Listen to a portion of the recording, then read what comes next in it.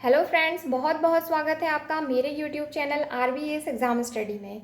दोस्तों, इस वीडियो के माध्यम से मैं आप लोगों को तंत्रिका तंत्र या नर्वस सिस्टम इसके बारे में डायग्राम और नोट्स के माध्यम से एक्सप्लेन करूंगी।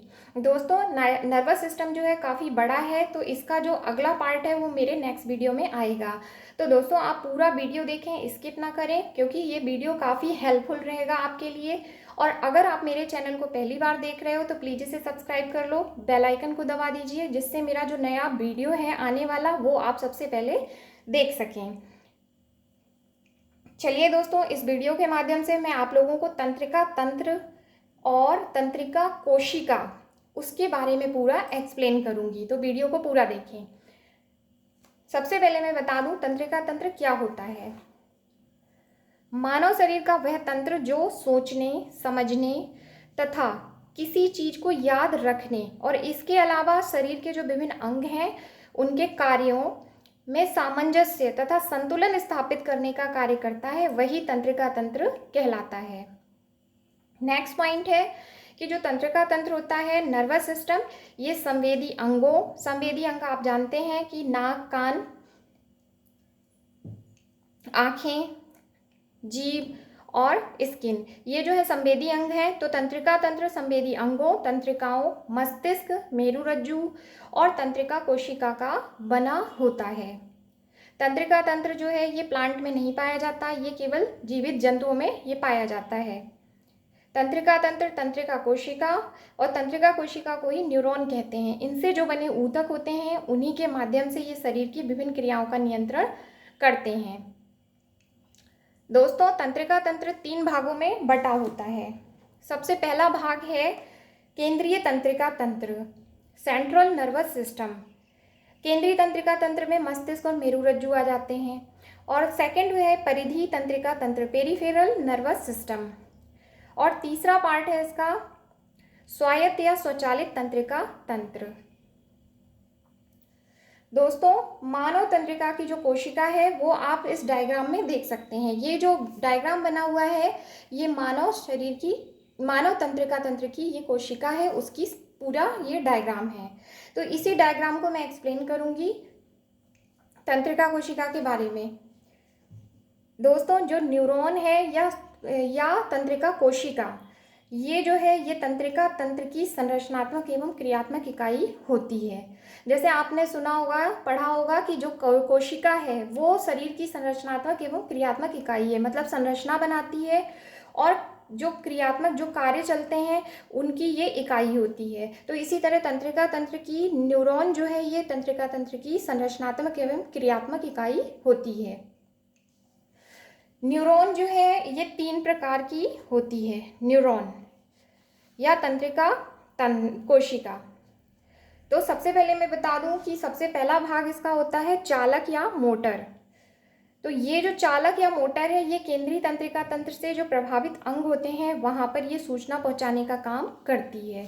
सेकंड पार्ट है इसका संवेदी या सेंसरी, ये संवेदी अंगों से केंद्रीय तंत्रिका तंत्र तक सूचना पहुंचाने का काम करती है। और तीसरा पार्ट है इसका बहुध्रुवी या मल्टीपोलर, तो ये विभिन्न दिशाओं में सूचनाएं पहुंचाती है। अब हम तंत्रिका कोशिका या न्यूरॉन इसके भाग पढ़ेंगे। इसके अलग अलग भाग होते हैं। तो इसके 2 भाग होते हैं, आप डायग्राम में देख सकते हैं। एक भाग होता है ये और दूसरा भाग होता है ये वाला। तो सबसे पहले मैं आपको ये वाले भाग के बारे में बताऊंगी। इसको बोलते हैं कोशिका काय या सेल बॉडी। इसे साइटोन या सोमा भी कहते हैं। ये लिखा हुआ है साइटोन, इसको, ये जो पार्ट है इसे हम साइटोन या सोमा भी कहते हैं। और ये तंत्रिका तंत्र का मुख्य भाग होता है। इसी में केंद्रक, न्यूक्लियस और साइटोप्लाज्म, ये और जो अन्य अंगक हैं वो इसी भाग में पाए जाते हैं। न्यूरॉन बहुरूपी तथा अपेक्षाकृत ये बड़ी सेल्स होती हैं। तो इनकी जो केंद्रीय सेल बॉडी है या साइटोन, इससे एक या अधिक बहुत सारे बहुशाखी प्रवर्ध निकले होते हैं। तो आप देख सकते हैं साइटोन की ये जो बॉडी है यहाँ से बहुत सारे ये प्रवर्ध निकले होते हैं। प्रवर्ध को डेंड्रॉन्स बोलते हैं। ये जो निकले हुए हैं इनको डेंड्रॉन्स कहते हैं या डेंड्राइट्स कहते हैं, और हिंदी में इसको प्रवर्ध कहते हैं। तो ये यहाँ से ये निकले होते हैं। इन्हीं के द्वारा न्यूरॉन या तंत्रिका कोशिका एक दूसरे से संबंधित रहती है और पूरे शरीर में इनका जाल बिछा होता है। न्यूरॉन का एक प्रवर्ध, आप देख सकते हैं न्यूरॉन जो है या सेल बॉडी, इसका एक प्रवर्ध शेष प्रवर्धों की अपेक्षाकृत लंबा होता है। ये जो प्रवर्ध हैं ये डेंड्रॉन्स हैं, इनकी अपेक्षा ये वाला जो भाग है, ये जो नीचे जा रहा है, ये काफ़ी लंबा होता है। तो ये जो भाग है इसको हम एक्सॉन कहेंगे, ये लिखा हुआ है एक्सॉन, ये जो भाग है इसको एक्सॉन कहेंगे।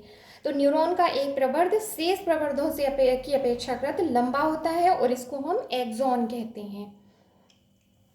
अब सेकेंड भाग इसका, तंत्रिका कोशिका का सेकंड भाग होता है एक्सॉन। एक भाग तो आपने पढ़ लिया ये साइटोन या सेल बॉडी, और दूसरा भाग है ये एक्सॉन। अब इसके बारे में हम पढ़ेंगे कि ये जो एक्सॉन होता है ये चारों तरफ से, एक्सॉन चारों तरफ से स्वान सेल्स द्वारा बनी न्यूरीलेमा का खोल होता है। इसके चारों तरफ ये न्यूरीलेमा का खोल होता है जो इसको क्या करता है, सुरक्षित रखता है।